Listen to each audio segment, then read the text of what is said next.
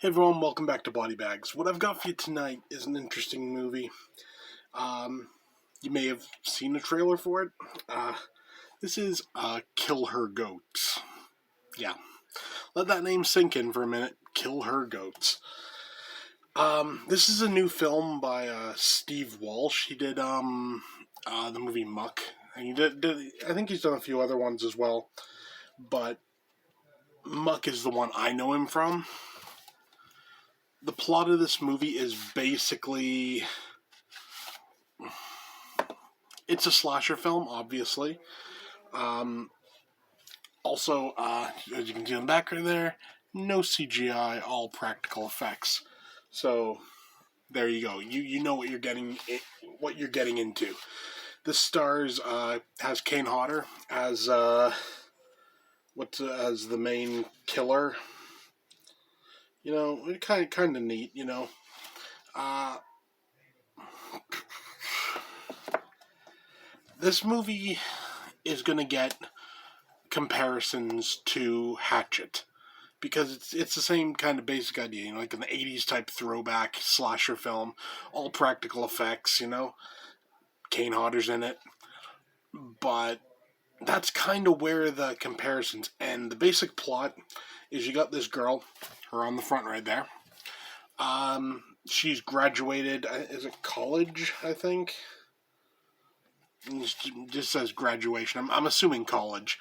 Um, and her father buys her this house. This is like a supposedly like cursed type house, like there are these people that owned it, and they all like bad stuff happened to all of them, and they disappeared, and you know, um, you know the basic plot. That's it. So she gets this house. Now, one thing about this house, I have to say right off the bat, this is supposed to be like these people who own this house, like, arrived on the Mayflower originally back, like, in the day or whatever. So they're supposed to have been there a long time. This house this house isn't that old. It's been there from, like, 1974 at the latest, you know. I'm not picking that apart too much because, this is like a low budget film. This isn't, you take what you can get, right? And that's what it is. So her and like a couple of her friends, and they're like, they come around to essentially do like a housewarming. And, some stuff starts going on. There's this killer called Goatface. You've seen him do an pretty interesting kill at the beginning of the movie. Um, People start getting picked off. Comes down to our main last girl, and I'm gonna be honest, that's where the movie kind of falls apart. Up until that point, it's a really solid movie. Got some really good kills. You got some really good gore effects. You got plenty of very hot chicks in varying degrees of undressedness. So always a good thing, right? Uh, then the end comes up, and there's some stuff that doesn't make sense. Well, like for one here, um, this isn't really spoilerific, but it deals with stuff at the end. But I'm not going to give anything away. So there's like a secondary killer that shows up, and it's never explained. Like who this person is, why they're doing this, nothing. It's just like there's this other like goat-headed killer with like a freaking sword, and it's like he ends up he ends up being dealt with. I'll just say that, and that's just kind of the end of it. The final reveal of who the killer is kind of like, oh, I mean, it sort of makes sense, but at the same time, you're like, well, okay, why? Essentially, I'm not like I said, I'm not going to spoil it, but essentially, the killer in this has nothing to do with this house. has nothing to do with, you know, really any of these characters. They're connected to like a tangential character that's not there until near the end, and it's like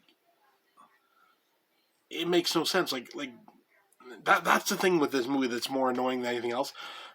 It makes no sense. Up until kind of like the last like 10 minutes or so, this is a solid 8 out of 10. You know, if you want gore, give this a shot. You want nudity, give this a shot. You want like some interesting kills, give this a shot. But don't expect it to make any sense when you're done. You know, there's like a bit of a twist at the end, and I'm like, my jaw hit the floor, but not out of like shock. My jaw hit the floor out of like, what? Like why is this character doing this all of a sudden? It makes no sense. They haven't set anything up for it. It is what it is. As a result, though, it pushes the rating down. So, Killer Goats is a 6 out of 10. If you want a good, you know, let's put it this way. If you want a good throwback 80s slasher film, watch Hatchet. If you've watched Hatchet, give Killer Goats a try. And that's the alternate cover, which I kind of like, honestly. Like I said, just know what you're getting into when you have it. Know that the ending's probably not going to make too much sense to you, and just enjoy it for like a fun ride, because that's all it really is. So yeah, 6 out of 10. Killer Goats.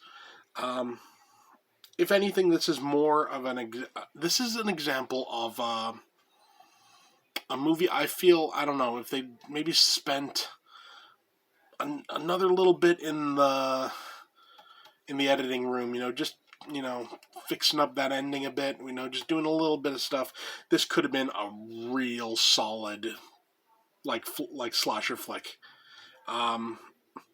As it is, it's a solid slasher flick with a confusing as hell ending that makes you go kind of, okay, well, is what it is. So yeah, that's it for me. See you next time.